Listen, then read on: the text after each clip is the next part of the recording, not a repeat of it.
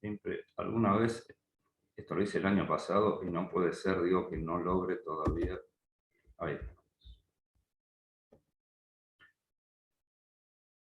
Bueno, chicos, hoy vamos a empezar entonces el módulo de células, es decir, lo que estuvimos viendo en estas primeras dos clases, Ivy, como seguro viste, es un poco los dos tipos de meristemas, los dos tipos de tejidos en el fondo, porque el meristema es un conjunto de células, no deja de ser un pequeño tejido, que dan origen prácticamente a todo el resto de las células que conforman el cuerpo primario de una planta.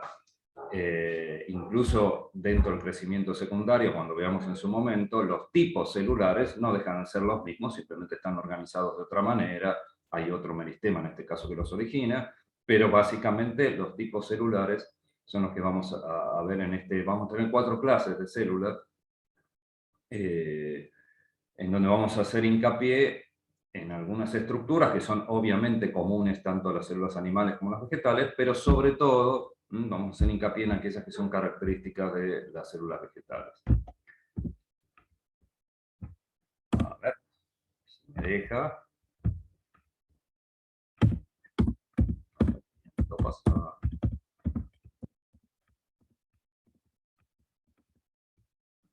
Porque no quiere.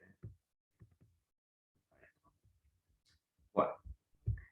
Repasando un poquito, entonces, nosotros si mirábamos el meristema apical del vástago, ¿se acuerdan? Teníamos esta zona con muy próximo al ápice la mayoría de los tejidos que encontramos, a pesar de que uno puede ver, como se muestra en este dibujo, ya los famosos precursores de los tejidos diferenciados. ¿Se acuerdan que hablábamos de meristemas primarios, procambium, protodermis, meristema fundamental? Obviamente una célula del procambium no es exactamente igual a una célula meristemática del SAM. O sea, tiene un cierto grado de diferenciación, pero es mínimo, y a partir de estos tejidos primarios, entonces voy a poner el puntero láser porque la flechita me vuelve loco. Entonces, a partir de estos tejidos o meristemas primarios, es que van a derivar las células diferenciadas, que son las que vamos a hacer más hincapié en este módulo, digamos, de la materia, ¿no? Es decir, qué características tiene ya una célula madura, una célula diferenciada, y qué tipos celulares podemos encontrar en una planta, no en el cuerpo de una planta. Lo mismo pasaba con la raíz. A partir en la raíz, después vamos a ver un poquito más adelante cuando veamos el órgano, algo similar a lo que ocurre en el SAM, ¿no? Nosotros tenemos una zona que tiene que ver con la generación de estos tejidos, luego una zona de expansión o de alargamiento, quizás en la raíz es un poquito más conspicua que en el caso del SAM, y luego una zona de diferenciación propiamente dicha, en donde las células no simplemente crecen y se expanden, sino que ya empiezan a adquirir las características finales de su destino, ¿no? Dentro de las células es inevitable que simplemente les muestro esto lo estuvimos viendo, no esta imagen, pero los conceptos, ¿no?, de célula meristemática. Es decir, no podemos dejar de empezar el tema celular recordando el aspecto de una célula meristemática. Esta es una microscopía electrónica, una imagen de microscopía electrónica. Entonces, lo que se acuerdan, yo les comentaba, en una célula meristemática, una de las principales características, o uno de los, o sea, tenemos un grupo de cuestiones, ¿no? Pero es una célula muy poco diferenciada, y una de las características es la ausencia de una vacuola grande. Acuérdense que las vacuolas son estas organelas son muy características, esas vacuolas grandes de células vegetales, ¿no? Porque, como vamos a ver más adelante, tienen en parte que ver con las plantas no tienen un esqueleto. Entonces, en última instancia, cumplen el rol, mediante la presión de turgencia, de mantener a esa estructura erguida. Sobre todo estamos hablando de plantas en estado todavía con tejidos primarios, ¿no? Plantas herbáceas. Entonces, tiene un rol que es más complejo que el rol que de pronto tienen las vacuolas de las células animales.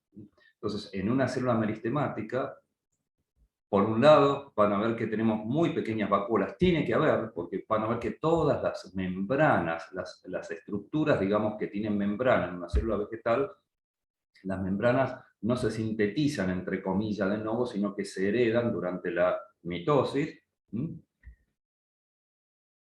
Entonces, hay obviamente pequeñas vacuolas, un núcleo grande, con su nucleolo, un citoplasma muy denso, y todos los que serían los orgánulos están en un estado, digamos, en el caso de los plástidos o las mitocondrias, tenemos promitocondrias, proplástidos, es decir, todavía no tienen todo ese sistema, ¿se acuerdan? De crestas, o sea, no están estructuradas las membranas de estos orgánulos, como si sucede en la planta adulta, ¿no? Incluso la forma, ¿se acuerdan que yo les mencionaba que por ejemplo, pueden estar dividiéndose? A veces las mitocondrias tienen una forma como tubular, son formas muy variadas, y eso también es parte del hecho de que, bueno, estas células dependen en qué momento yo las esté mirando y en qué parte de ese meristema están en activa división, ¿no? Entonces todas estas estructuras por ahí están justamente cuando uno hace el corte y las mira, están en esa etapa de ir multiplicándose y dividiéndose junto con las células. Ahora bien, cuando pasamos a una célula ya diferenciada, que es lo que vamos a hacer más hincapié en esta materia, en este módulo, perdón, vamos a tener básicamente dos destinos. Es decir, en el caso de las plantas, ¿no?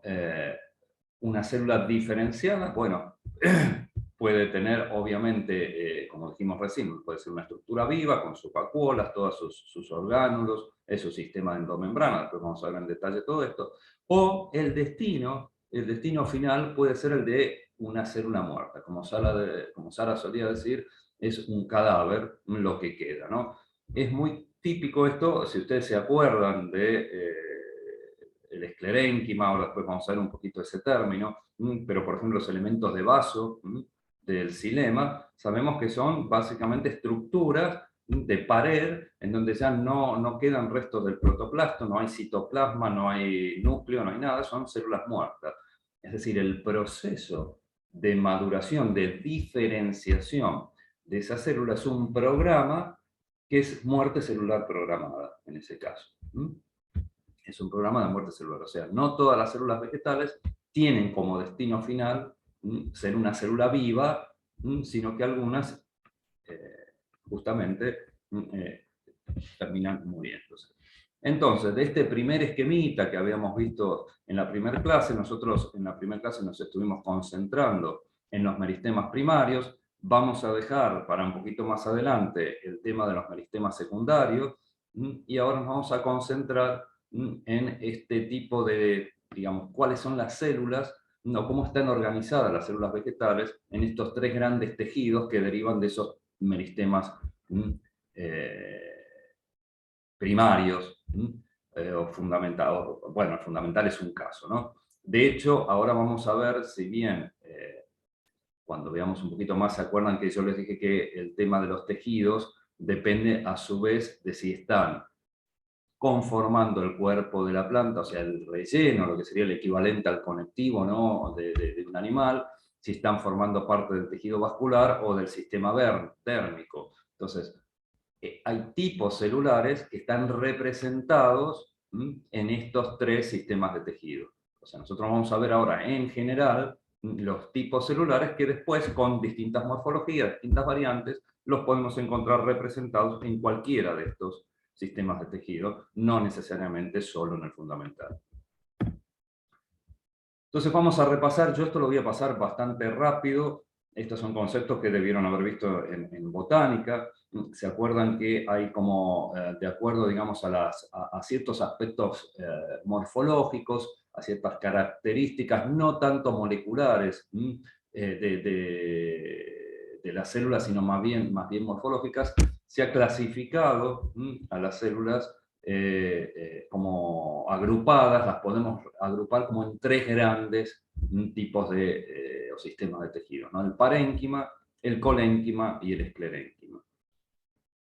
Cuando hablábamos de parénquima, como acá, bueno, acá les pongo la definición básica de célula parenquimática. Yo ayer justo estaba leyendo un review sobre colénquima en particular, y bueno, como siempre pasa en biología, ¿no? Las dudas o las controversias que surgen cuando uno aplica ciertas definiciones, y lógico, empieza a ampliar el espectro de especies que estudia, etcétera, y se encuentra siempre con excepciones en donde no hay realmente una definición que encaje y que abarque cualquier tipo, ¿no?, de célula que se encuentre en cualquier, o todas las células, qué sé yo, particularmente en el caso del colénquima.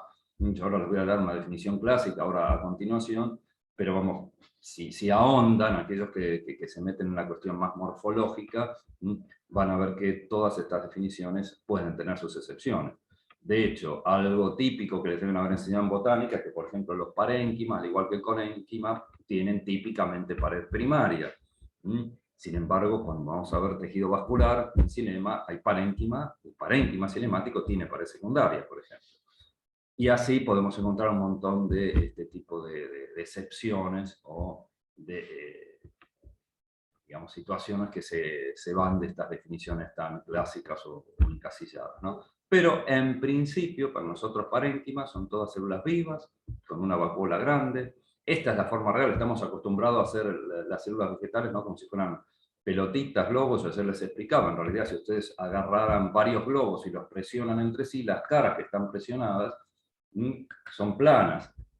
O sea, la forma real de una célula parenquimática no es una pelotita, sino que en realidad son poliedros. Obviamente, en general, el parénquima suele ser un tejido, digamos, más blando, un tejido que no está tan vinculado como vamos a ver ahora los otros dos, tanto colénquima como esclerénquima, que están más relacionados con el sostén. El parénquima no necesariamente, es el típico tejido de relleno. De hecho, el término deriva digamos, de la construcción de una palabra que significa justamente eso, como aquello que, o cuando lo descubrieron, digamos, los primeros anatomistas, les parecía que era como una especie de sustancia que impregnaba o que se ubicaba algo viscoso entre la epidermis y el cilindro vascular de los tallitos, ¿no?, más rígido. Y de ahí deriva el término parénquima. Después, obviamente, descubrieron que eran células con sus características, etcétera, etcétera. Entonces, es muy común encontrar en el parénquima espacios intercelulares. Si eso lo toman como una característica para definir parénquima, sería algo terrible, ¿no? Pero bueno, digamos, es más común que en los otros tejidos. En los de sostén están más compactos. Es como una atribución más típica del parénquima, no quiere decir que no pase en otros tejidos. Y lo que sí, la característica principal del parénquima, justamente al ser una célula viva, a diferencia, como les dije, del otro extremo que vamos a ver, el esclerénquima, al ser células vivas, esto, Javier, esto es lo que acá, la capacidad de desdiferenciarse y adquirir identidad meristemática, es en cierta medida lo que estaba relacionado con la totipotencialidad, ¿no? No me acuerdo si fue Javier o Euge quien me había preguntado, ¿no? Euge, Yo te pregunté, Fabio, sí, claro, confundiéndolo con la... claro. Ayer. Claro, sí, sí, sí. Esto está, digamos, justamente cuando veamos crecimiento secundario, o en otras situaciones, la formación de callos y a partir de los callos obtener plantitas, ¿no?, por micropropagación. Bueno, se basa un poco en la propiedad que tienen particularmente las células de parénquima de poder desdiferenciarse, adquirir identidad meristemática y luego, determinado, digamos, con cierto balance de hormonas, por ejemplo, o determinado tipo de estímulos, uno desencadena programas moleculares que conducen a que esa célula termine nuevamente diferenciándose, quizás en otra cosa distinta de lo que era. Acá les muestro varios tipos, ¿no? De parénquima, o sea, cuando dejan muchos espacios intercelulares, el concepto de aerénquima. Van a ver que en las plantas acuáticas, en raíces o en órganos que están sumergidos, algo de, digamos, si es una planta que ha evolucionado, ¿no?, en ese ambiente, entonces las células parenquimáticas suelen tener formas así, ¿no?, más estrelladas, es decir, en vez de estar compactas, sí. ¿Qué son las palustres esas? Las que se le dicen plantas palustres, ¿eran? Por ejemplo, las palustres en realidad están en zonas de lagos, pero cualquier planta acuática No solo las palustres, ¿no? Todas las plantas acuáticas, qué sé yo, desde las celodeas hasta los camalotes, o sea, cualquier planta que esté flotando o hundida, ¿no? Seguramente debe tener un desarrollo de erénquima. Este es un tipo de forma. Después nosotros vamos a ver, cuando veamos raíces, cuando veamos órganos, veremos órganos de plantas acuáticas, y la formación de erénquima puede ser desde digamos, que las propias células tengan una estructura así, por ejemplo, estrellada, entonces al estar unidas dejan estos huecos, o a veces están, si bien tienen formas poliédricas, están organizadas de tal manera que dejan entre ellas espacios intercelulares. Y a veces, como vamos a hacer en un TP, ¿no? Uno puede inducir la formación de una erénquima, por ejemplo, cuando cultivan en hidroponía, lo que suele pasar es eso, por muerte celular de determinados sectores, vamos a estudiar un poquito ese proceso, vamos a ver que no es al azar, por muerte celular de determinados sectores, a la larga lo que ese órgano está haciendo es emular la presencia de una erénquima. Una modificación, algunos autores de hecho incluyen al colénquima como una variante particular del parénquima, porque en el fondo el colénquima es muy parecido al parénquima en cuanto a los atributos, son células vivas, en general tienen solo pared primaria, digo en general porque justamente en este review que estaba leyendo mostraban casos de colénquima con pared secundaria, que no es lo más frecuente, pero existe. Es más, podía estar lignificada, cosa más extraña y que hace muy difícil distinguirlo de un esclerénquima a simple vista, salvo por el hecho de que el esclerénquima en general, por definición, son células muertas a la madurez, mientras que el colénquima, como el parénquima, son células vivas a la madurez. Una característica bastante frecuente del colénquima es que suele tener la pared primaria que está engrosada diferencialmente, es decir, obviamente siempre hay excepciones, de hecho lo que llamamos, como acá les menciono, colénquima anular, en este caso en donde toda la pared, como el término dice, anillo, ¿no? Toda la pared está más o menos engrosada de manera pareja, pero es muy común encontrar células de colénquima que tienen los ángulos o ciertas caras, ciertos márgenes, la pared primaria más engrosada. Siempre piensen, incluso cuando hagan dibujitos de células, ustedes piensen que el límite de la célula es la laminilla media. La pared primaria se deposita todo, digamos, una célula se divide, eso lo vamos a ver más adelante, forma esa laminilla media y por adentro cada célula hija sintetiza el resto de la pared hacia adentro. Obviamente se va desplazando el citoplasma hacia adentro de la célula. La pared no es que digamos, se construye hacia afuera de la laminilla media, ¿no? Entonces, acá en realidad el límite de estas células, si ampliaran esta imagen, ven lo que, por ejemplo, acá, lo que está oscuro, bien estas rayitas oscuras, ese es el límite real de la célula, y por ejemplo, para esta célula, el engrosamiento de la pared primaria está hacia adentro, en ese ángulo, hacia adentro de lo que sería el vértice de esta pared. ¿Se entiende? La deposición de pared siempre es hacia adentro, obviamente. Una característica bastante frecuente, otra vez hay excepciones, pero es bastante frecuente, es que el colénquima sea subepidérmico, es decir, es un tejido que no suele estar muy metido hacia adentro del cuerpo de la planta, en general, por las características mecánicas de estos engrosamientos, esto ya desde el punto de vista físico se puede estudiar,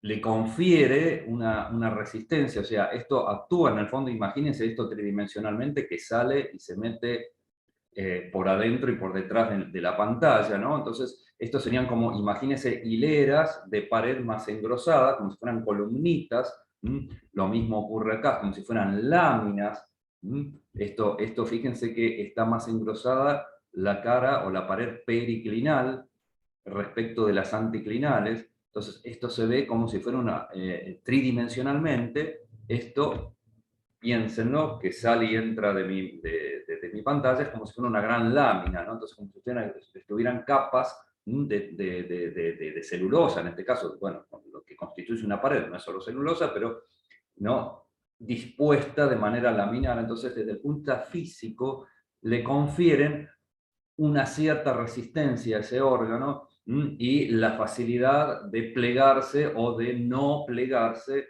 o de no, digamos, doblarse en determinadas direcciones, ¿no? O sea, ayudan, el colénquima es un típico tejido que contribuye al sostén mecánico, ¿no? de los tallos, en este caso. Y como les dije, en general suele ser subepidérmico, pero hay algunos casos en donde puede haber colénquima, por ejemplo, como casquete por encima del floema. Lo más común es que haya fibras, pero a veces puede haber colénquima, pero en general suele estar muy próximo a la epidermis. Eso también es un diagnóstico, o sea, si ustedes ven células que tienen dudas, será, por ejemplo, en este caso, ¿no? ¿Será esclerénquima, será colénquima por el aspecto? Bueno, si es subcelular, puede ser perfectamente esclerénquima, pero pueden sospechar de que sea colénquima y tienen que empezar a buscar otros atributos. Dijimos que son células vivas, o sea, en algún momento yo debería ver, pueden ser fotosintéticas, pueden tener cloroplastos. Si son células vivas, debería poder ver si tienen núcleo, obviamente vacuola, citoplasma, en fin. Otros atributos que me ayudarían a discriminarlo, en este caso del esclerénquima, ¿no? Por el aspecto que tienen, de acuerdo a cómo está engrosada la pared, se lo clasifica. Hay 4 grandes tipos. El colénquima laminar, por ese aspecto que yo les decía, ¿no? Porque al estar engrosadas las paredes periclinales, forman como capas, como láminas. Colénquima angular, cuando son los ángulos. A veces es muy profuso, a veces es más disimulado, digamos, este engrosamiento no es tan marcado. El anular, que es cuando toda la pared está más o menos engrosada de manera pareja. Y si bien el colénquima, como la mayoría de los tejidos que tienen función de sostén, suelen estar muy compactos y no dejan espacios intercelulares, está el concepto de colénquima lacunar. La palabra lacunar es eso, es como decir acá, ¿no? Lagunitas, es decir, pequeños espacios, ahí no tengo la vinilla media paracelular, sino que es un hueco, simplemente como un espacio intercelular, como normalmente lo suelo encontrar en el parénquima. Entonces, el lacunar, en el fondo, es lo más común es que se dé en el caso del colénquima, disculpen, anular. Es decir, el concepto de lacunar implica que tiene espacios intercelulares. Y puede ser lo más frecuente que se dé en el colénquima anular, pero a veces en alguno de estos tipos de colénquima también puedo encontrar lagunas. Entonces eso sería, qué sé yo, laminar, lacunar, si vieran lagunas en el caso de un colénquima laminar.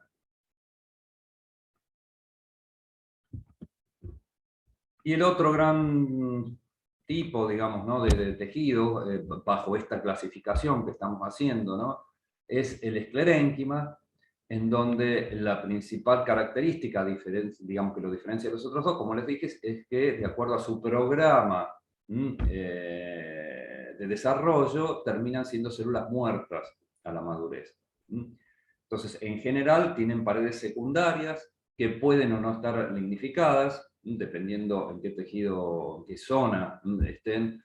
Lo más común es que esté lignificada, pero no es una característica sine qua non. Como acá les dije, la ubicación es variada y también, si bien la función es de sostén, piensen que los elementos del xilema de conducción, por definición, también son células muertas, con pared secundaria, estos son esclerénquimas, o sea que no es solo sostén, sino conducción. Y también otros atributos, o sea, ahora cuando veamos algunos ejemplos, por ejemplo, si ustedes habrán comido una pera, y a veces cuando uno mastica la pera hay algunos que parece como si hubiera granitos de arena, ¿no? Eso seguro vieron en botánica, la famosa braquiosclereides de pera. Es decir, a veces estas células distribuidas, estas células de esclerénquima, distribuidas de a grupos en medio de la masa de parénquima, lo que uno ve acá es todas células grandes rotas, o sea, acá en el corte no está fuera de foco, son células llenas en el fruto, ¿no? Estamos hablando de la pera como fruto. Entonces, en esa masa de células de parénquima, con vacuolas llenas de líquido, con paredes celulares muy finitas, hay grupos de esclereidas. En ese caso no tiene tanto que ver con el sostén, sino por ahí con disminuir la palatabilidad o, digamos, quizás en algunas hojas van a ver que la presencia de esclerénquima hace que esas hojas no sean tan preciadas por los herbívoros, es decir, no necesariamente sostén y transporte, sino que pueden tener otras funciones. Hay pelos esclerificados, tricomas esclerificados, epidermis esclerificada, que por ahí lo que hace es evitar o reducir la transpiración al máximo y hacer las hojas muy duras, en fin. Lo podemos encontrar en muchas partes. Acá simplemente algunos ejemplos. Esto, acá vemos un casquete de fibras. Esto está visto en corte transversal. Fíjense que tiene una pared secundaria súper gruesa. Cada una de estas células forman un ramillete, un paquete bien compacto. El lumen de cada una de estas fibras, dependiendo del grado de crecimiento de esta pared secundaria, puede estar muy comprimido, muy chiquitito. Las fibras, por definición, son células muy alargadas. Otro tipo de células pueden ser, después vamos a ver más tipos celulares, creo que acá, bueno. Estas serían las esclereidas, o sea, cuando no están organizados el esclerénquima, digamos, en un tejido así compacto, y tenemos células sueltas o pequeñas agrupaciones, hablamos de esclereidas, y los tipos de esclereidas también varían un montón en su aspecto, en su forma, y como le encanta a los morfólogos, todos tienen nombres distintos. Y en este caso un ejemplo de un elemento de conducción, que también contribuye al sostén, obviamente, ¿no? Porque no deja de ser una célula rígida, ¿no? Es como un cilindro, no deja de ser como una columnita, pero obviamente esta abertura gigante que tiene en el centro, su función principal es la de conducir, no como en el caso de este, que obviamente su función principal es la de sostener. Y acá tenemos distintos tipos de esclereidas. En el TP, por ahí depende de los materiales, podemos encontrar algunos de ellos. E insisto, en general, en este caso, hablamos de células que están aisladas o pequeños grupos, no formando un tejido compacto, sino que se encuentran inmersas, generalmente crecen, fíjense que por la forma que tienen, suelen tener un crecimiento intrusivo, es decir, se van metiendo por la laminilla media, van atravesando, no van rompiendo las otras células, sino que cuando son jóvenes, obviamente son células vivas al principio, entonces se van creciendo, cuando alcanzan su tamaño definitivo final, ahí es donde se, digamos, deposita en la pared secundaria y finalmente termina muriendo la célula y ya queda con su forma definitiva. Finalmente todos estos bracitos, esta forma, tiene que ver con el hecho que van esquivando a las células del tejido que están rodeando, por el cual se están metiendo, ¿no? Y acá les muestro el ejemplo. En el caso de estos creo que son células de, bueno, en el caso de las células, si mal no recuerdo, en olivo, o creo que era en olivo, en otra, tienen también este tipo de esclereidas columnares, ¿no? Fíjense en este caso, como esta sería una hoja muy joven, en estado probablemente, ni bien uno pone a germinar, por ejemplo, la semilla, obviamente empieza el meristema, el meristema apical a desarrollarse, salen los primordios foliares, acá todavía tenemos protodermis, meristema fundamental, y acá la otra capa del protodermis, seguramente acá en alguna zona está el procambio, lo que va a dar la vascular, y algunas células de este meristema fundamental, de golpe y porrazo, tiene un programa distinto al resto de las células. Esto típicamente va a dar mesófilo empalizada por el aspecto, pero una de esas células cada tanto tiene un programa distinto y empieza a crecer y a meterse por el medio del resto del tejido y forman como estas columnas que obviamente acá la función que pintan tener es como sostener, ¿no? Contribuir.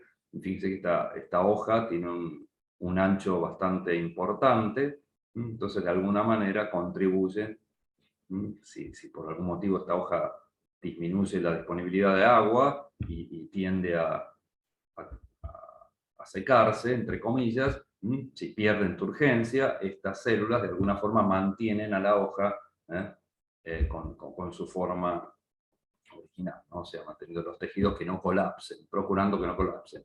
Seguramente no, habría que fijarse, ¿no? Esta planta, porque iba a decir que tiene pinta de ser una erénquima, es un mesófilo esponjoso, me llama la atención, no me puse a buscar cómo es esta, si es acuática o no, porque tiene bastante pinta de ser una hoja de una planta acuática, pero no, pues por ahí no, o palustre, no lo sé. Muy bien, ahora vamos a empezar a a meternos en la célula en sí, y analizar en las clases que vienen, vamos a ir viendo los distintos componentes subcelulares, las distintas estructuras que integran a cada célula vegetal.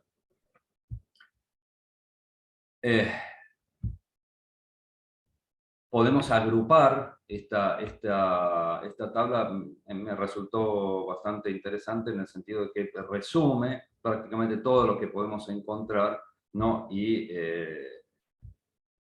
lo que vamos a ir describiendo en lo largo de estos teóricos. Algunas de estas estructuras no vamos a desarrollar para nada en detalle, y otras vamos a hacer un poco más de hincapié. Entonces, recordemos que pared celular es característica de las células vegetales, eso no existe en las células animales, con sus distintas estructuras. Cuando veamos pared en el último grupito de teóricos, ahí vamos a ahondar en todo esto. Tenemos un protoplasto, que sería el citoplasma, que incluye al núcleo, o sea, todo lo que definimos como protoplasto, incluye al núcleo, o sea, todo lo que está por adentro de esa pared celular. Entonces tenemos desde el citoplasma, la membrana plasmática, obviamente, empieza por afuera la membrana plasmática, el citoplasma, y todas las distintas estructuras con o sin membrana que componen ese protoplasto. Acuérdense que acá un poco en esta otra placa lo que les muestra es por qué. Supongo que ustedes sabrán, no sé si en biología molecular les deben haber dicho, o sea, las características de la membrana. Cuando uno habla con el término biomembrana, más allá de la famosa bicapa lipídica y proteínas, etcétera, vamos a ver un poquito más en detalle, digamos, cada orgánulo, es decir, hay todo un sistema de endomembranas y no es todo lo mismo. Es decir, tenemos aproximadamente hay como 17 tipos distintos de biomembranas en una célula vegetal, dependiendo justamente de qué estructura esté formando partes. ¿Qué quiero referirme con esto? La membrana que forma las vesículas del Golgi es distinta a la que conforma, por ejemplo, el retículo endoplasmático o una vesícula determinada, a las de un glioxisoma, a las de un peroxisoma, etcétera, etcétera, etcétera. No es porque no tengan una bicapa lipídica, sino porque las proteínas integrales, el tipo de ácidos grasos que conforman esas membranas, etcétera, difieren. Entonces, cada membrana tiene su marca, su característica particular. Y seguramente habrán visto en papers más modernos, hoy existen técnicas que uno puede usar marcadores, es decir, moléculas que son afines a determinados compuestos, en general proteínas, características de las distintas membranas, y uno puede de pronto identificar la mayoría de estas membranas con algún marcador específico, ¿no? Y acá en esta placa un poquito les muestra los distintos tipos. Lo que hablamos, digamos, seguramente habrán oído el término sistema de endomembranas. Es decir, sacando a las mitocondrias, a los plástidos en general y a los peroxisomas, van a ver que el resto de las estructuras que están en una célula con membrana, insisto, obviamente no un ribosoma, están todos de alguna manera interconectados, formando un único gran sistema en donde circulan los distintos componentes de la célula, ¿no? Y con funciones particulares en cada una de estas estructuras que vamos a ir viendo a medida que avancemos con los teóricos. ¿Me siguen hasta acá? Sí, sí, perfecto. Sí. Bueno, este es un dibujito, si mal no recuerdo, esta diapo era del TAIS, del libro de Fisiología, uno de los que tienen ustedes de bibliografía, que es el esquema típico y los dibujitos que suelen encontrarse, incluso si googlean cómo es una biomembrana, ¿no? La famosa bicapa de fosfolípidos, con un montón de proteínas, distintos tipos de proteínas, ya sea integrales, proteínas que tienen extremos que sobresalen, en fin, ahora vamos a ver un poco la clasificación de estas proteínas, pero uno se imagina, este es el concepto del famoso mosaico fluido, como se llamaba, ¿no? Es como que era una gran capa o bicapa de fosfolípidos con algunas así proteínas dispersas en medio de esa gran bicapa. Lo que se ha visto en realidad es que con el advenimiento de ciertas técnicas y de equipamiento de microscopía electrónica particular y microscopio de fuerza atómica, cuando se empieza a ver cómo, digamos, cómo es realmente, dónde están las proteínas, cuánta, qué proporción de esa biomembrana está ocupada por ejemplo, proteínas, en realidad la imagen que se puede reconstruir es esta, es decir, más que un mosaico fluido, es una gran, digamos, esta bicapa lepica, pero está totalmente impregnada, por así decirlo, ¿no? De distintos tipos de proteínas que forman un sistema mucho más compacto, esta estructura de proteínas, digamos, los que están expuestos mucho más una superficie proteica que propiamente la membrana o que la capa, digamos, de fosfolípidos, ¿no? Entonces, es muy distinto este esquema, que era lo que se pensaba antiguamente, a lo que hoy se revela de lo que es realmente una biomembrana. Química básica, bioquímica básica, recuerdan cuando hablamos de fosfolípidos, decíamos que un fosfolípido en realidad ¿qué es? Una estructura que tiene una molécula de glicerol, acá está representada más fácil para que la vean, ¿no? Los 3 átomos de carbono de glicerol, en donde 2 de los carbonos están unidos a ácidos grasos, a grandes cadenas de ácidos grasos, con diferente grado de insaturación, y el tercer, digamos, carbono, ¿no? El primero, depende de dónde se mire, está unido, en el caso de un fosfolípido, a una molécula de fosfato, que tiene luego alguna molécula en su cabecita, todo esto, digamos, la parte del fosfato y la molécula que está acá, si es colina es fosfatidilcolina, si es serina es fosfatidilserina, si es inositol, fosfatidilinositol, fosfatidilmioinositol, depende de la molécula que esté unida a este grupo fosfato. Esto forma el fosfolípido. Esta cabeza es polar, esta cabeza es hidrofóbica, ¿se acuerdan?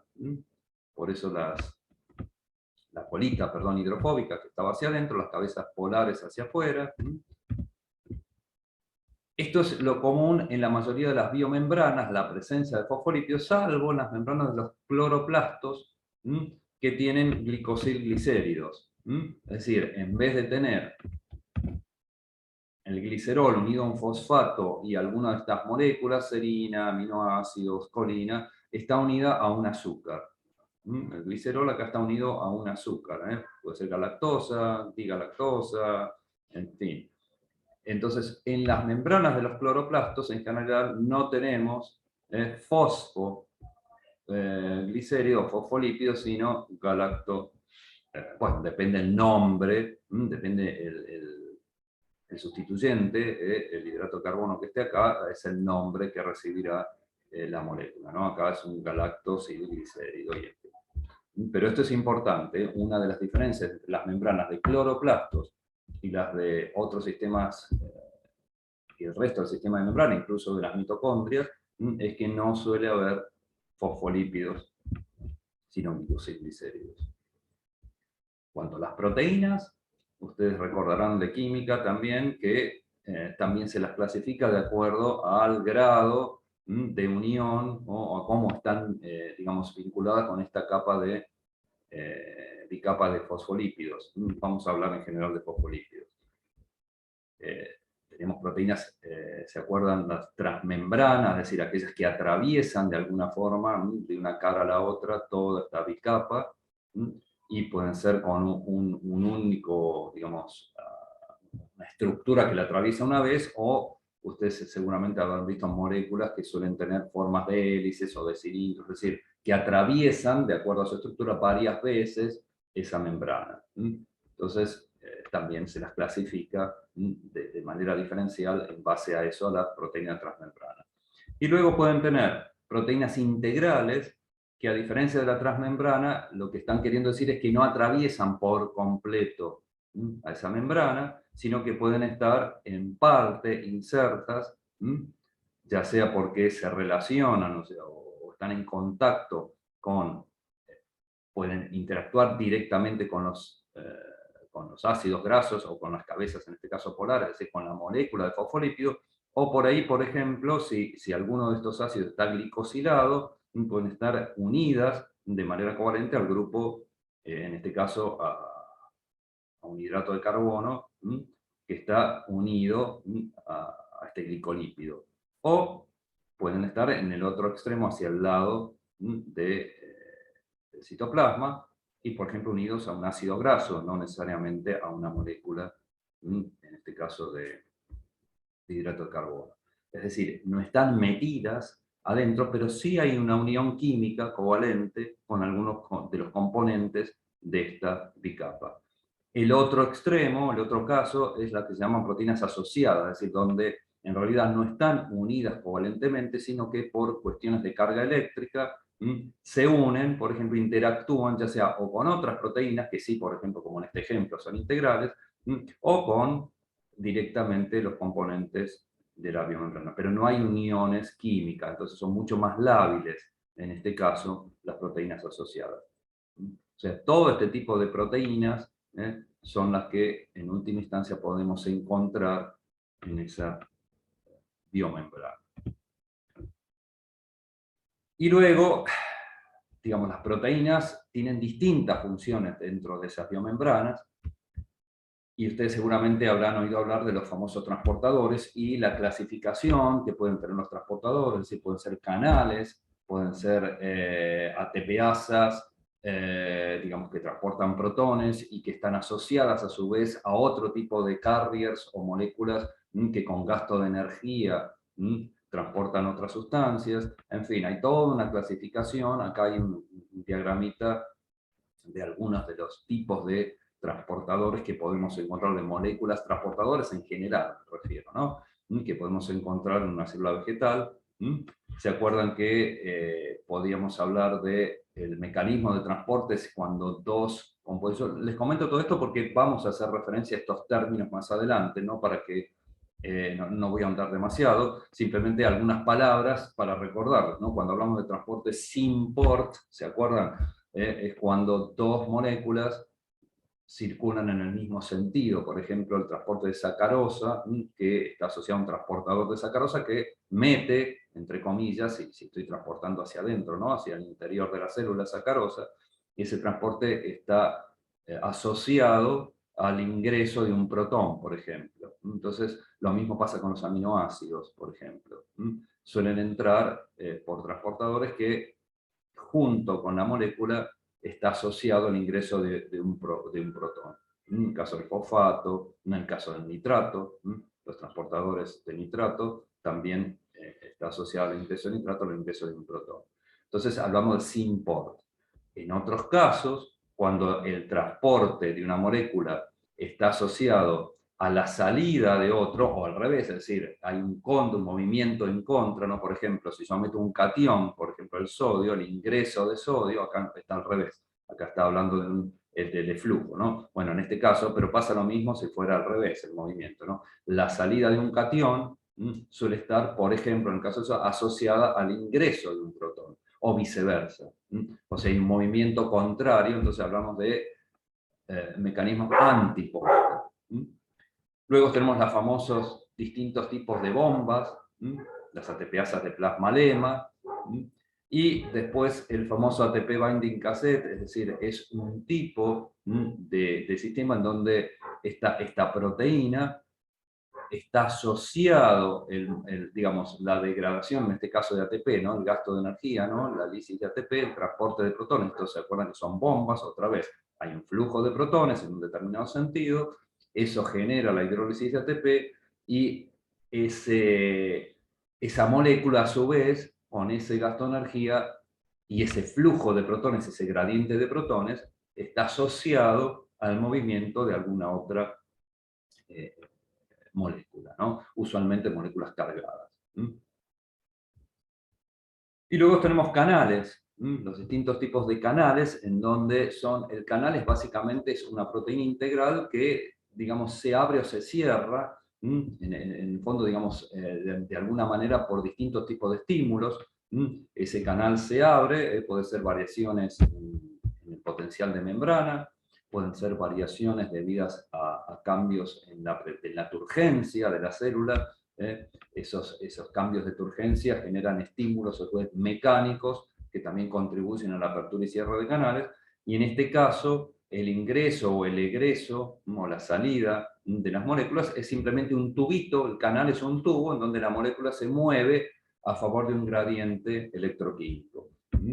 Ese movimiento, digamos, el canal en sí no es un carrier, no es algo que, entre comillas, interactúa físicamente con esa molécula y por un cambio conformacional la desplaza de un lado a otro. Eso sería un carrier. No, es un tubito en el cual la molécula se mueve en función del gradiente electroquímico.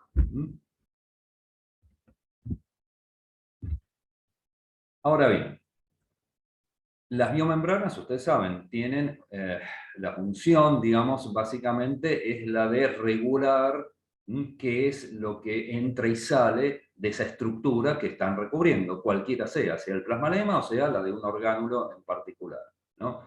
Entonces, por un lado, las proteínas integrales, o las proteínas asociadas, o las que estén conformando esa membrana, tienen en gran medida los transportadores, son proteínas. Entonces, por un lado, esa función está desempeñada en gran parte por las proteínas que integran a esa membrana, que pueden estar o no asociadas a su vez a hidratos de carbono. Entonces, pueden estar o no glicosiladas. O sea, no es solo la proteína en sí, sino que hay otras moléculas, por ejemplo, insisto, si están glicosiladas, también la funcionalidad de esas proteínas depende de otras moléculas, no solamente proteínas. No se queden con esa imagen de que solo son proteínas las que regulan. Son proteínas que pueden o no estar, por ejemplo, glicosiladas o asociadas a otro tipo de moléculas.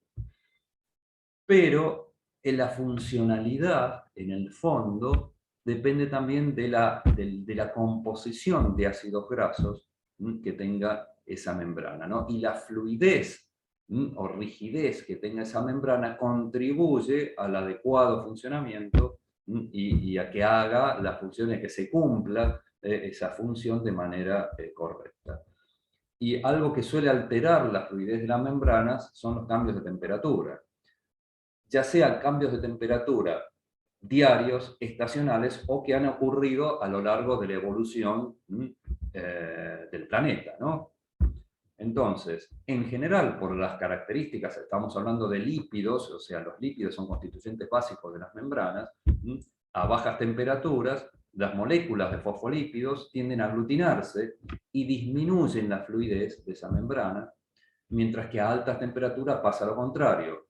Esa fluidez aumenta, y si aumenta en demasía, ya la permeabilidad empieza a aumentar y deja de ser tan selectiva. Entonces, las plantas han desarrollado a lo largo de la evolución estrategias, las células, en este caso obviamente no las plantas, para tratar de alguna manera, adaptarse y mantener la fluidez de las membranas a un estado óptimo, a pesar de los cambios de las temperaturas, siempre que esos cambios se manejen dentro de rangos en los cuales han evolucionado.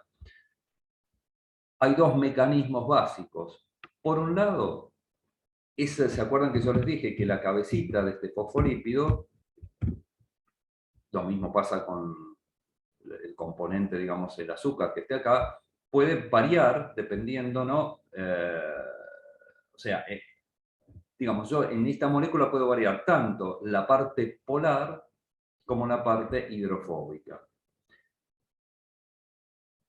Desde el punto de vista bioquímico, es más simple intercambiar la parte polar en el sentido de decir, bueno, si yo tengo colina, la puedo reemplazar por serina, que es algo que ya está en la célula, está en el citoplasma, transporto, aumento la cantidad de serina, mando más serina y reemplazo la cabecita esa polar. Es decir, la presencia no es lo mismo la fosfatidilcolina desde sus propiedades físicas que si hubiera serina o que si hubiera alguna otra molécula, o inositol, etc. Entonces, una manera de regular los cambios de permeabilidad en función o asociados a la temperatura es modificar las cabezas polares. Intercambiando la cabeza polar, no afecta el resto de la estructura, la saturación, por ejemplo, de los ácidos grasos. Esta estrategia es bastante común, por ejemplo, en plantas que crecen en ambientes, por ejemplo, desérticos o ambientes en donde hay cambios de temperatura diarios muy bruscos. Entonces, todo el día, todo el tiempo, digamos, están sometidos a estos cambios de temperatura. Sería muy costoso metabólicamente estar todo el tiempo sintetizando cosas nuevas para ir reemplazando. Durante el día armo una serie de ácidos grasos, cuando hay alta temperatura, cambio esos ácidos grasos, los degrado, sintetizo nuevos con otro grado de insaturación durante la noche, eso es muy costoso. Entonces lo más común en esos casos es justamente el modificar la composición de la cabeza polar. En el caso de que los cambios sean estacionales o que duren mucho más en el tiempo, la otra estrategia, y que sean de pronto más drásticos y duraderos ambas condiciones, entonces ahí sí lo que suele cambiar es la cantidad de insaturaciones que suelen tener las colas de ácidos grasos. Piensen lo siguiente, yo les mostré, lo encontré ahí en una clase para, creo que era para secundaria, ¿no? Para explicar membranas, una diapo, donde un poco les muestra qué pasa, digamos, cuando yo tengo insaturaciones, ¿no? Un poquito lo que les mostraba en esta diapo. O sea, la presencia de una doble ligadura o la insaturación genera un cambio en la disposición espacial de esta molécula. Cuando yo tengo, no tengo insaturaciones, un ácido graso saturado, prácticamente forma una molécula que podríamos decir lineal, ¿no? Como si fuera una patita dentro de esta molécula grande de fosfolípido. Pero la presencia de insaturaciones es como que aumenta, piensen esto, aumenta el tamaño en el fondo de esta molécula, ¿no? Este espacio que se genera acá evita que otra molécula se pueda meter acá y esté pegadita. No sé si me suelen seguir, si me pueden seguir. Es algo parecido a lo que está acá. El espacio esto aumenta, es decir, la presencia de insaturaciones lo que en última instancia hace es separar más a estas moléculas. Y eso es equivalente a lo que pasa cuando yo aumento la temperatura, aumento la energía libre y lo que hago es en última instancia aumentar el movimiento, aumentar la fluidez de esta membrana. Entonces ahora pregunta lógica. ¿Qué pasa si yo tengo aumento de la temperatura o si tengo descenso de la temperatura durante un largo periodo? ¿Qué piensan ustedes que se va a ver favorecida la síntesis de ácidos grasos o la síntesis y, digamos, la composición de esta biomembrana? Si yo les mostrara estas dos imágenes, esta, por ejemplo, se vería favorecida frente a un cambio que tiende hacia el aumento de la temperatura o hacia el descenso de la temperatura. Hacia el descenso de la temperatura. Claro.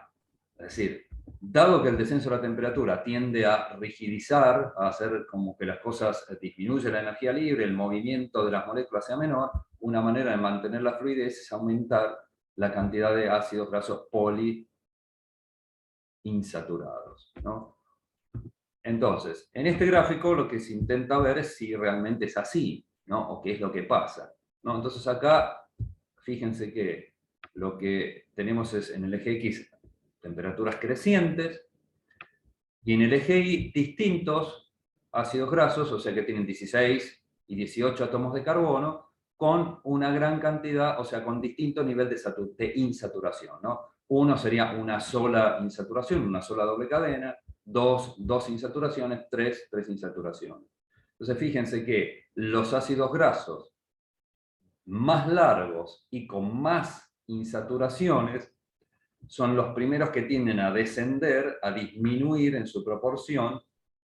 Esto es análisis de la composición de ácidos grasos en células vegetales, ¿no? de plantas crecidas, de una misma planta, una Arabidopsis para variar, crecida a distintas temperaturas durante un periodo de tiempo, se muestrean después, ¿no? Tejidos, no me acuerdo en este caso de qué parte, digamos, tejidos de qué, perdón, células de qué tejido, ¿no? Los ácidos grasos de qué tejido, pero bueno, podrían ser hojas perfectamente.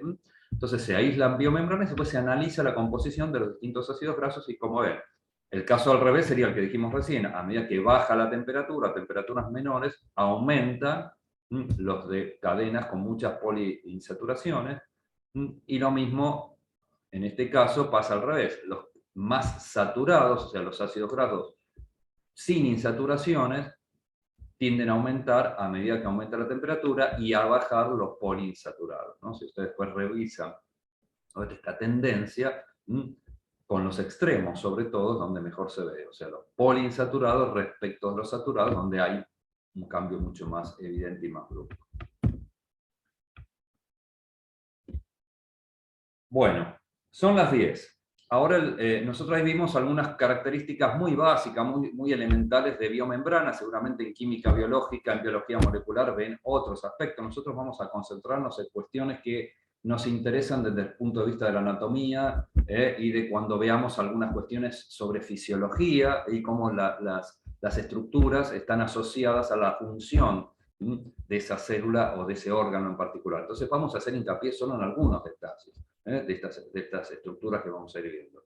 Entonces ahora vamos a empezar a describir en los 3 teóricos que siguen, es el de hoy más los 3 que siguen, algunos componentes subcelulares. Hoy vamos a empezar con vacuola y vamos a ver algo de plastos y mitocondrias. Si mal no recuerdo era hoy eso. Ven como estoy diciendo, si mal no recuerdo, supone que yo soy el teórico, pero a medida que van apareciendo las diapos les voy a ir comentando. Hacemos un pequeño intervalo, ¿les parece? Son las 10, 10 y 2 minutos, 10 y 1 minuto. Retomamos 10 y 10. Bueno, profe. Dale, perfecto.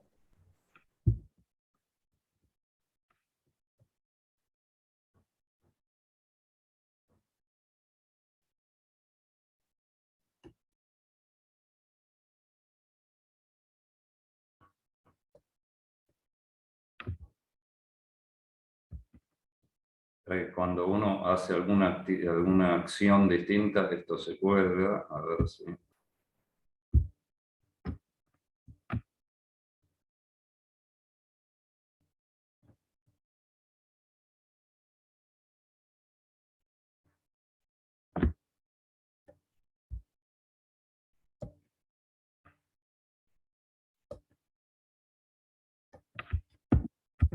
Perfecto. Bueno. Entonces, hoy vamos a hacer algunos breves comentarios sobre una de las estructuras muy características e importantes en la célula vegetal, que es la vacuola.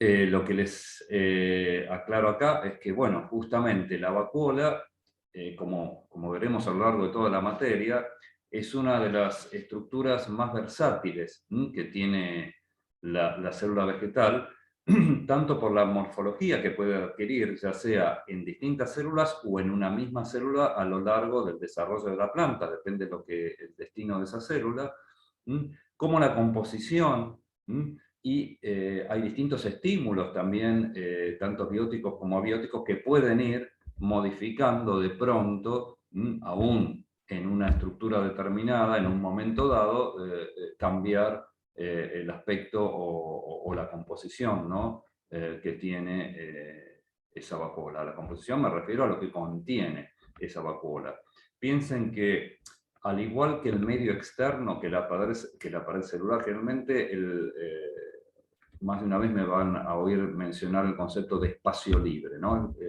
En fisiología, el espacio libre de un tejido, por ejemplo, en una raíz, hace alusión a todo lo que sería la pared celular o el conjunto de espacio representado por una pared celular, que no es tan selectivo.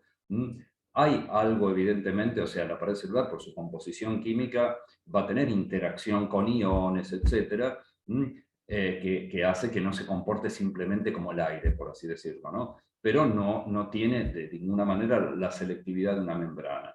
Entonces, la vacuola, al revés que el espacio libre, o más que al revés, al igual, entre comillas, que el espacio libre, es como otro gran depósito, u otro gran destino de un montón de moléculas. Es decir, muchas veces lo que, digamos, el citoplasma, para regular la concentración o el nivel de determinados metabolitos, o bien los manda al espacio libre, sería la pared celular, o bien los manda a la vacuola, ¿no? Es como otro, o sea, su función no es solo, como vimos antes, dar turgencia, etcétera, sino también es como otro espacio, ¿no?, que tiene la célula, otro depósito en muchas ocasiones de distintos tipos de componentes. Pero no depósito solamente bajo el concepto de descarte, que les queden claro. Recién.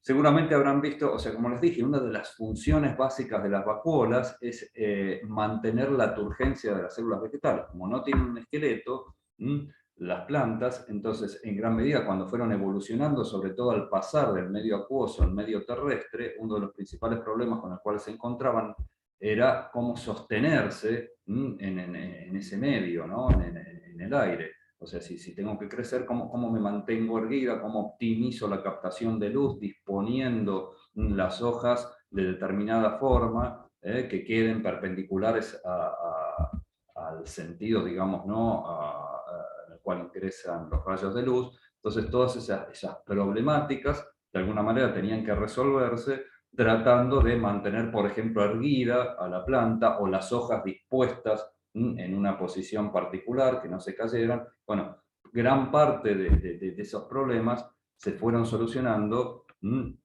a través de justamente la presencia de esta pared celular y mantener una presión contra esa pared celular, de tal manera que estas paredes, digamos, se mantengan de alguna forma tensas, constituye el primer, si quieren, el primer tipo de mecanismo que ayuda a los tejidos a mantenerse, por ejemplo, erguidos o en una posición en contra de la fuerza de la gravedad, ¿no? Entonces, en la famosa presión de turgencia interviene fundamentalmente en ese fenómeno la vacuola.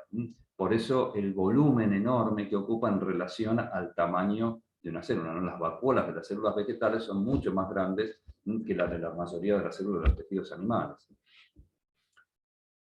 Cuando, por algún motivo, ustedes saben, el fenómeno, digamos, de plasmólisis está regulado básicamente por cambios en la presión osmótica, en el potencial osmótico de estas células.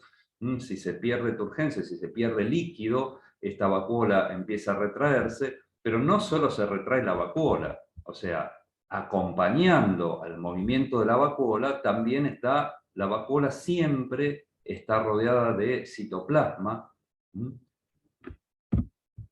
Fíjense acá, esta imagen en donde uno ve acá, no sé si logran ver un núcleo.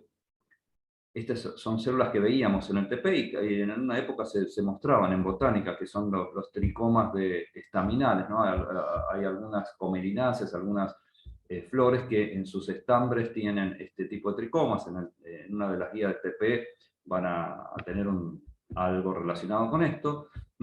Entonces, si ustedes ven estas hebras citoplasmáticas o este núcleo, esto no está adentro de la vacuola. O sea, el hecho de que la vacuola ocupe un gran volumen no significa que el resto de las cosas que constituyen una célula están adentro de la vacuola. De ninguna manera. O sea, el citoplasma es periférico, el núcleo en este caso, si lo vemos acá, no está adentro, está en la cara de abajo o en la cara de arriba, ¿se entiende?, de esta célula. Siempre piensen tridimensionalmente estas estructuras. Y estas hebras de citoplasma que tenemos acá no están metidas adentro de la vacuola, sino que están corriendo por encima, por debajo, por detrás de esa vacuola, y por transparencia las estamos viendo. Entonces, cuando hay plasmólisis, toda la célula, digamos, pierde, digamos, se separa, o sea, tanto el plasmalema también se va separando, la membrana plasmática. La membrana de la vacuola tiene un nombre particular, la membrana de la vacuola se denomina tonoplasto. Como dijimos antes, si uno analizara la composición, las proteínas que tiene esa membrana son diferentes y características y distintas de las que constituyen, por ejemplo, el plasmalema. Algunas son similares, obviamente, y otras no. O sea, tiene proteínas particulares que caracterizan al tonoplasto, y uno puede marcar al tonoplasto con determinados anticuerpos o componentes, digamos, que reconozcan esas proteínas particulares. Hay canales, hay transportadores que son propios de la vacuola, que no se expresan en el plasmalema, sino que exclusivamente en la membrana de la vacuola, etc. Ahora bien, seguramente ustedes habrán oído hablar, no sé si en botánica, insisto otra vez, les comentaron el concepto de filamento Hechtiano. Hechtiano viene obviamente del científico que le dio nombre, que lo descubrió, Hecht, allá hacia fines del siglo XIX. Entonces, cuando uno ve la plasmólisis, no es simplemente que todo se retrae, sino que hay puntos. Los filamentos en realidad son sitios en donde el plasmalema, que es lo que está más conectado, obviamente lo que está inmediatamente por debajo de la pared celular, hay proteínas que interactúan con sitios determinados de la pared celular que mantienen unida a ese citoplasma, en realidad la membrana plasmática en este caso. Por eso, durante la plasmólisis, en realidad no es que todo se contrae de manera pareja, sino que se ven estos filamentos dependiendo el grado de unión, de interacción que hace entre esas proteínas y las proteínas de pared y las proteínas de membrana. A veces son pequeños puntitos, entonces se ve como un hilito, y a veces son zonas más conspicuas, entonces más que un hilito se ve como en este caso algo más conspicuo, o sea, con una interacción más fuerte. ¿Qué puede tener, digamos, de acuerdo obviamente a lo que contiene la vacuola, también está muy relacionado con las funciones que desempeña? Es decir, por un lado, como les dije, a las vacuolas pueden encargarse, pueden ser un depósito, dicho muy a grosso modo, de manera coloquial, de distintos tipos de compuestos, o sea que constituye una estructura, un órgano, una organela, no un órgano, un orgánulo de almacenamiento de distintos tipos de moléculas, desde iones, azúcares, aminoácidos, etcétera, etcétera, etcétera. Los ácidos orgánicos que hay en la vacuola también suelen intervenir en la regulación del pH, es decir, yo puedo mandar ácidos orgánicos al citoplasma o meterlos en la vacuola, y todo eso regular, por ejemplo, variaciones en el pH celular. Entonces tienen un rol muy importante en la homeostasis de pH y obviamente también de iones, ¿no? Ácidos orgánicos o moléculas inorgánicas que tengan iones. Entonces, en general van a ver que, al igual que el medio extracelular, ¿se acuerdan que yo les comenté en la clase pasada? Cuando vimos un poquito lo de ácido indoracético, ¿no? De la auxina, es decir, el medio extracelular, la pared celular suele estar más acidificada, justamente por efecto de las bombas de protones, de plasmalema, que el citoplasma. Lo mismo ocurre en vacuola. Yo tengo bombas de protones que, digamos, justamente meten protones hacia la vacuola, entonces el citoplasma suele estar más alcalinizado que los dos medios, entre comillas, que los rodean. Digo medios porque, otra vez, si ustedes piensan en una célula vegetal, el citoplasma es como una pequeña capa en medio de dos grandes zonas, lo que es el espacio libre, constituido por la pared celular, y esta vacuola.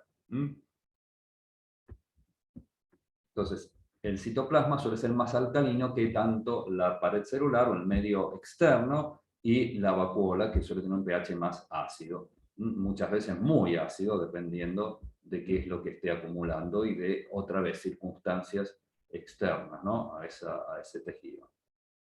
Puede contener compuestos que sirvan como defensa para patógenos. Puede ser un depósito de compuestos tóxicos, los oxalatos, los famosos cristales. Ahora en breve vamos a ver los cristales que muchas veces tienen las células. En realidad lo que hacen, digamos, una de las finalidades de los cristales, vamos a ver un seminario en donde aparece una finalidad que a nadie se le había ocurrido y que está muy poco, recién ahora se ha empezado a explorar. No se los voy a adelantar ahora, pero una de las finalidades era insolubilizar compuestos que son tóxicos. Por ejemplo, el oxalato, cuando se une al calcio, la sal, el oxalato de calcio, es una sal que precipita, no se solubiliza, entonces forma cristales. La mayoría de los cristales que nosotros vemos en las células son de oxalato de calcio, o alguna sal de oxalato, porque el ácido oxálico en exceso, como metabolito secundario, puede ser tóxico. Y también pueden acumular pigmentos.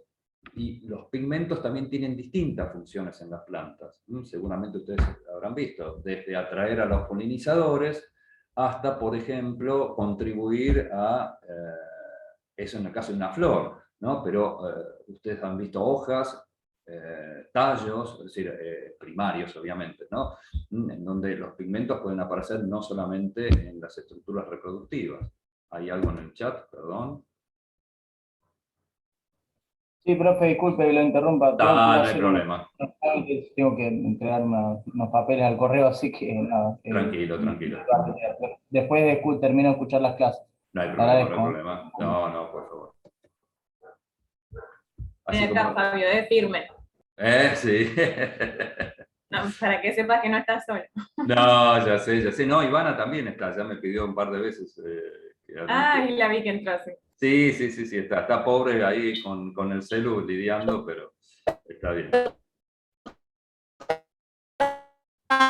Alguien está intentando decir algo, no sé si es Ivana, pero se entrecorta. No se preocupe. Hay un sonido rarísimo, creo que es el diálogo. Esa se escucha robótica. Sí, debe ser algo que está diciendo Ivana que va llegando, ¿viste? Por nota musical, más o menos, cada tercio.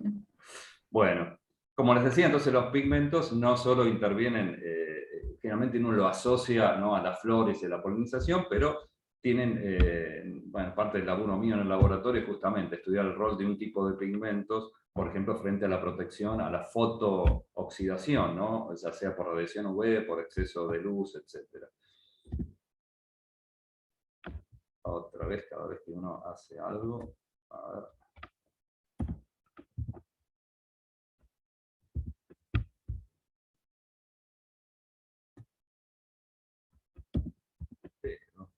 No me deja avanzar.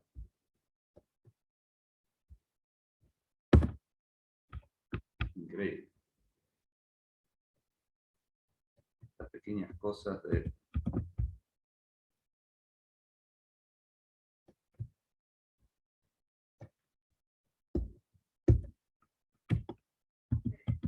Bueno, me parece que voy a tener que dejar de compartir y volver a compartir porque no...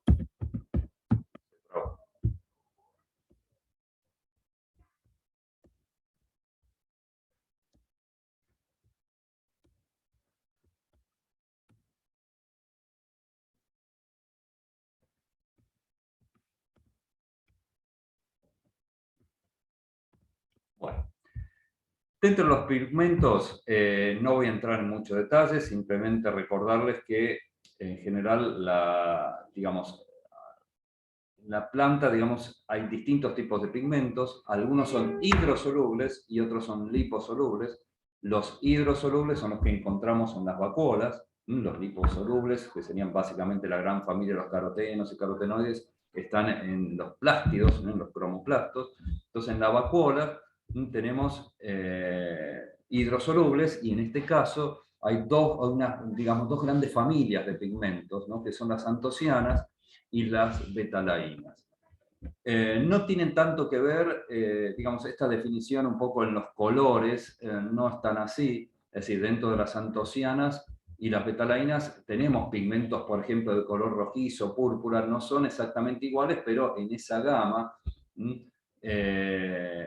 quizás en las betalainas, las antocianas no hay pigmentos amarillentos, mientras que en un grupo, las betalainas son moléculas o una familia de moléculas que se divide a su vez en dos grandes grupos que son las betaxantinas y las betacianinas. Las betaxantinas están más en la zona del amarillo, son pigmentos más en la gama del amarillo, ligeramente naranja.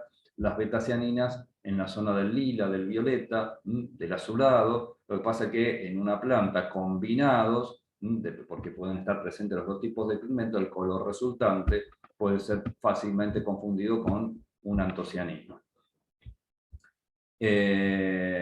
Ambos pigmentos, como os dije, son solubles en agua. Las betalainas tienen nitrógeno, derivan, de hecho, la vía de biosíntesis es a partir del aminoácido tirosina, es distinta a la vía de síntesis de las antocianinas. Las antocianinas son moléculas dentro del gran grupo de los flavonoides, o sea que son dos tipos de pigmentos que aparecieron en la evolución, que tienen localización y funcionalidad muy similares, pero que no se encuentran en la misma planta. Es decir, las betalainas están generalmente restringidas al gran grupo de las cariofilales, al orden de las cariofilales, no se la encuentra en otras plantas, en otros grupos filéticos, mientras que las antocianas están en el resto de las plantas. También hay betalainas en algunos hongos, algunas bacterias,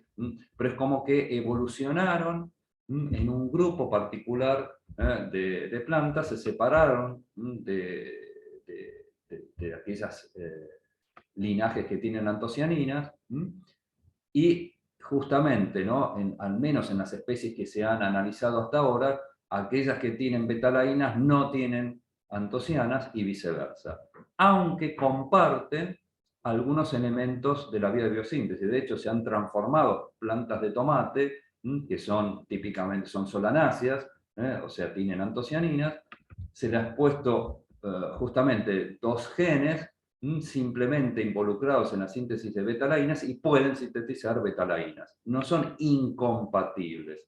Simplemente se ha perdido la posibilidad de sintetizar betalainas o viceversa, o antocianinas, en cada uno de los grupos. Pero si uno le da los elementos adecuados, apenas con una o dos enzimas básicas, el resto de los componentes están dispuestos en las células.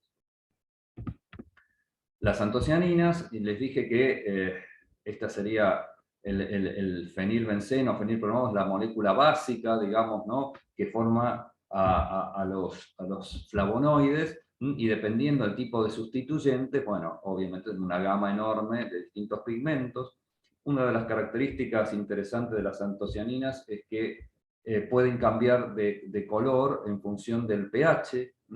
En pH ácido es lo que pasa con algunos, ¿se acuerdan? Con algunas flores, por ejemplo, las verbenas, las lantanas y otras tantas. Una forma de indicarle al polinizador de que ya ahí no hay polen o de que ya fueron polinizadas es porque cuando se polinizan, esto no sé si creo que lo sabés, ¿no, Euge? Algunas flores, tras justamente la polinización, hay un cambio fisiológico que modifica el pH de esas células y cambia el color de la antocianina que está en las vacuolas, obviamente. Entonces eso es una señal también en este caso, tiene una función, en este caso, ¿no? El contenido de ese pigmento en la vacuola, de dar una señal hacia el polinizador, ¿no? En el caso de las betalainas digamos, no cambian no sirven como indicadores de pH, no es que cambian fácilmente, sino que los distintos colores se deben principalmente, ya les digo, ¿no? a la vía de biosíntesis, ¿no? Hay un punto en la vía de biosíntesis de betalainas, no voy a entrar en ese detalle, donde se separan en dos grandes grupos de pigmentos con colores totalmente diferentes, ¿no? Betaxantinas o betacianinas. El tema de los cristales. Como les dije antes, es muy común que la mayoría de los cristales, o sea, la vacuola, como les dije, puede ser un depósito, entre comillas, de compuestos, ya sea que puede ser reservorio de minerales, o sea, un cristal, los cristales de calcio pueden constituir a su vez un reservorio de calcio. El calcio es un elemento fundamental en la planta, no solo por la constitución, digamos, su importancia en la constitución de la pared celular, como vamos a ver, sino porque es una molécula que interviene en muchos mecanismos de señalización. Entonces,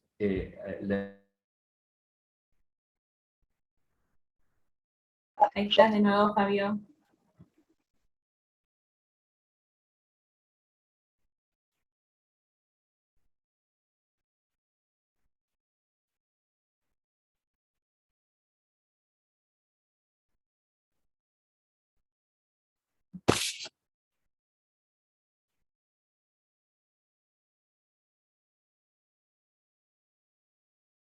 Sí, me parece que de nuevo, porque lo tengo. Ahí está. Estás muteado, Fabio.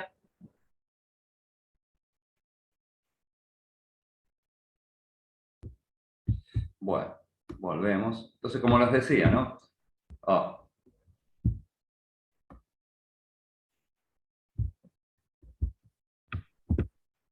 Perfecto.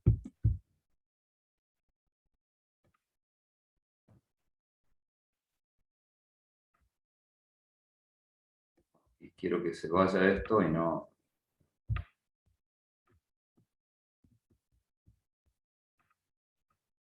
Bueno, ya se irá. Los cristales, entonces les decía, no solo necesariamente se forman como consecuencia de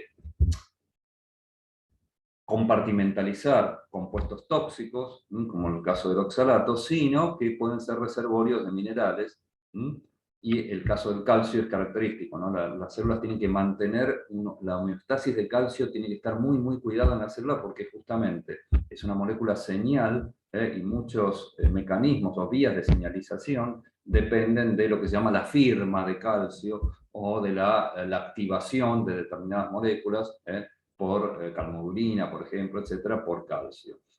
La firma de calcio se refiere a variaciones en el flujo de calcio que generan de pronto cambios, cambios a nivel de electroquímica, ¿no? Dentro de esa célula, y esos patrones de variación de flujos de calcio y de corrientes también son señales para desencadenar la apertura de canales o determinadas cadenas de señalización.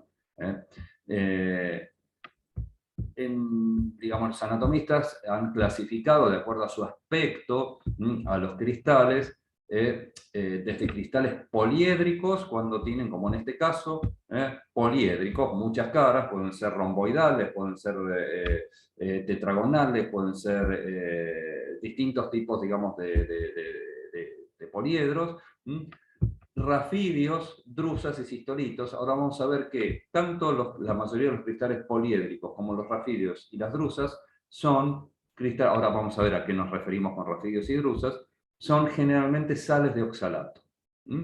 Mientras que lo que llamamos cistolitos, que después vamos a ver a qué, en realidad son de otro sal, que es carbonato de calcio, es una sal inorgánica. Los oxalatos de calcio son sales orgánicas, los cistolitos, que tiene una forma, estas células con estas, ahora después vamos a ver, todos estos casos, Dios mío, quiero que se vaya esto arriba y no me da bolilla. Igual nosotros no lo vemos. Ah, perfecto, perfecto. Me aparece en mi pantalla nomás. Bueno, entonces, estos son todos ejemplos de cristales en general de oxalato de calcio. Acá tenemos poliédricos, algunos pueden ser romboidales o no, o distintas cantidades de poliedros. Los rafidios, en general, se habla cuando son cristales que tienen como forma de agujas, o de, imagínense un paquetito de escarbadientes. Ese es el aspecto típico, ¿no? Suelen estar adentro de la vacuola este paquete de esta cantidad como de agujitas, o imagínense, ya les digo, si uno los ve sueltos, a veces cuando uno hace un preparado se separan y tienen todo el aspecto como un escarbadiente. O sea, son dos extremos ausados. Estos se llaman rafidios, y en algunos casos, en vez de haber muchos de estas agujitas, tenemos una gran, es como si fuera, imagínense un escarbadiente mucho más grande, mucho más gordo, que es un estiloide. Ese es otro término que a veces pueden encontrar. El estiloide es como un cristal mucho más grande, mucho más alargado, pero también puntiagudo, así alargado, como si fuera un rafidio gigante. Y estos que parecen así como estrellitas son las famosas drusas, que también, al igual que cualquiera de estos, son, en todos los casos, son estructuras cristalinas, son cristales. En el caso de el cistolito, que es esta piedra, esta estructura que se ve acá, es un cristal de carbonato de calcio, es un cristal inorgánico. Y la célula que lo contiene se llama litocisto. Parece un juego de palabras, una tomada de pelo, pero es así. O sea, esto es una piedra adentro de una célula, y esto es la célula que contiene a esta piedra. Esta foto, nosotros vamos a hacer un corte, si hay tiempo, en el TP presencial, vamos a tratar de verlos en material, porque justamente en la facultad hay muchos gomeros. Esta es una hoja de gomero, de ficus, y la hoja de gomero tiene una epidermis múltiple, y cada tanto en esa epidermis múltiple aparecen estas células grandotas, que también son de origen epidérmico, que tienen esta estructura. Ahora bien, acá hay una cosa fundamental que es totalmente distinta al caso de los otros dos cristales. Estos cristales se forman por ahí en los textos antiguos y en algún trabajo por ahí de alguna revista no tan de tanto impacto, pueden aparecer, encontrarse con el término de sustancias ergásticas. Sustancias ergásticas hace alusión a justamente compuestos que no son, digamos, que no tienen que ver con los orgánulos de una célula. Me refiero, una mitocondria no es una sustancia ergástica, un cristal sí. El tanino, la acumulación de los taninos son también sustancias ergásticas. Los cristales, como les dije, sí. Entonces, estos son también componentes de las células, pero a diferencia de estos cristales que se forman por deposición y cristalización de sales adentro de la vacuola, esta estructura, que parece que estuviera dentro de la célula, en realidad no lo está. Acá les muestro cómo se forma un cistolito. En este caso un cistolito que tiene otra forma, que tiene este aspecto, así ancho. Fíjense, yo tengo una célula de la epidermis viva perfectamente, con todas sus estructuras, sus organelas, en un estadio muy joven, esto es cuando todavía la epidermis está diferenciándose. Esto sería un futuro litocisto. ¿Cómo se forma un litocisto?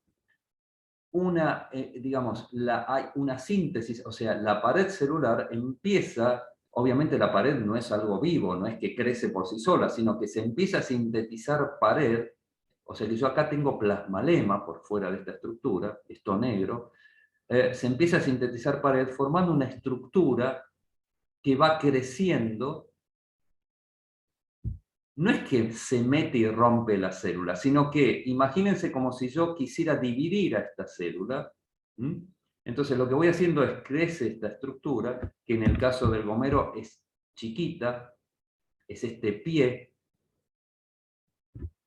En el caso de esta especie, que ahí yo no la logro ver, no me la acuerdo de memoria, me lo tapa esta maldita cosa, pero ustedes seguramente la ven, es una estructura que es mucho más invasora. Entonces va creciendo, pero por fuera de todo esto, que es el estípite, sería la estructura, digamos, como el estípite, como si fuera si yo tuviera acá una masa, y esto fuera el palo, la base donde agarro la masa, este estípite va creciendo, y por fuera de todo esto sigue estando rodeado por la célula, por el plasmalema, y todo alrededor de este estípite, acá hay vacuola, hay citoplasma, etcétera, etcétera.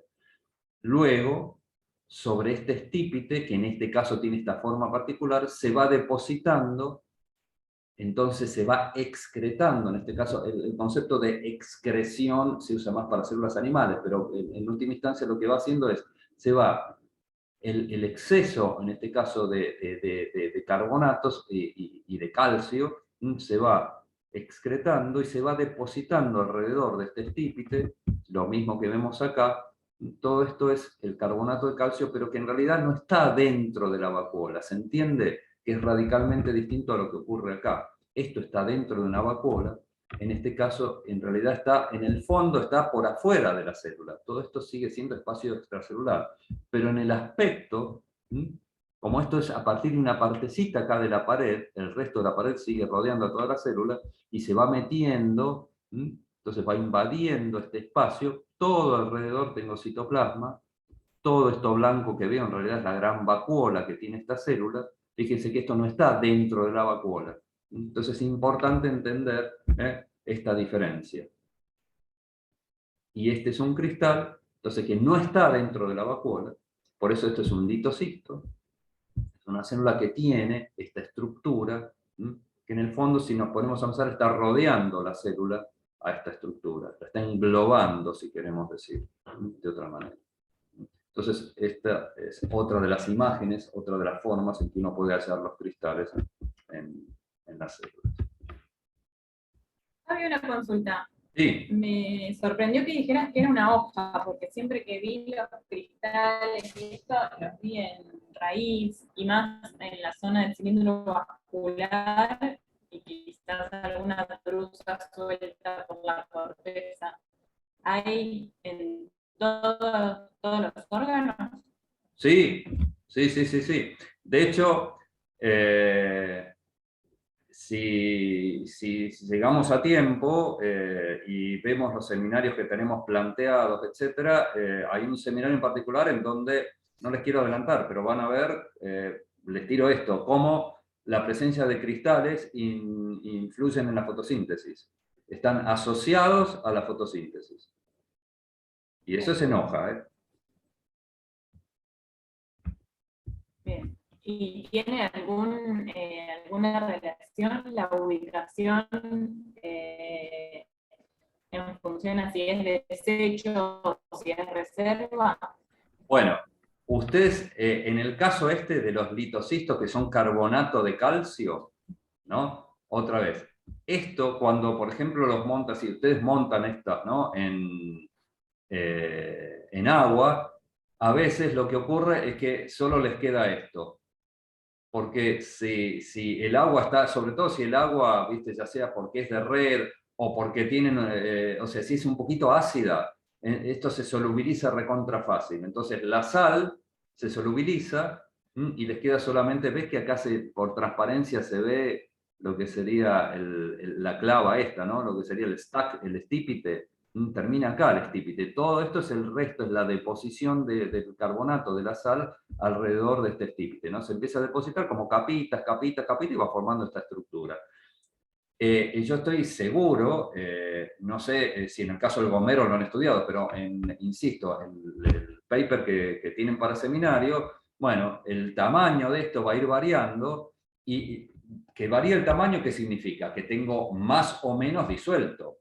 Significa que si acá se disuelve, pasa, en este caso, el calcio, y bueno, el carbonato en última instancia es una sal, es una molécula inorgánica, no dará ácido carbónico, pero también es una manera de intercambiar calcio, es decir, esto es un depósito de calcio. Cuando yo por algún motivo necesite calcio o por algún motivo necesite carbono, y ya te estoy dando parte de la pauta, puedo estar modificando la cantidad de esto soluble, ¿no? O sea, si por cambios de pH, etcétera, etcétera, logro solubilizar esto, bueno, voy a tener más ácido carbónico y voy a tener más calcio disponible, disuelto, y no en forma cristalina. Me imagino que en el caso del gomero, la presencia de esto, además de que quizás, no sé si insisto, el paper no hace gomero, quizás a alguien se le ocurra estudiarse, ver si esto está relacionado también o no con fotosíntesis o con metabolito del calcio, pero también imagino que para que un animal coma esto, bueno, la hoja de gomero no creo que sea atractiva para muchos predadores, ¿no? Con la cantidad de látex que tiene, con lo gruesa que es y con la presencia de estas cosas, pero en muchas hojas la presencia de cristales, lo mismo que pasaba con el esclerénquima, cuando tengo estructuras duras, ¿no? Muchas veces tiene que ver con eso, o conferir resistencia o conferir de pronto disminuir la palatabilidad, ¿no? Porque esa estructura dura que puedes pinchar, que puede molestar, disminuye la palatabilidad. Entonces no es nada raro que haya cristales en las hojas. Gracias, Javi. Bueno, por acá terminamos el teórico de hoy. Yo ahora voy a dejar, ¿se acuerdan que les dije que les iba a mostrar? Hola, Paulis. Hola, ¿qué tal? Les iba a mostrar apenas 2 diapos, voy a dejar de compartir la pantalla y voy a abrir otro archivillo que les va a servir por ahí un poquito para guiarse con el tema.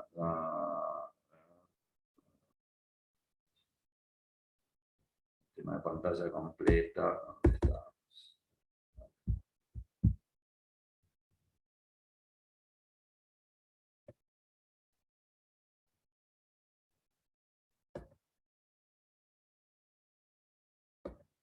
Bueno, voy ahora, porque no tiene sentido que grabe lo que sigue, voy a detener la grabación.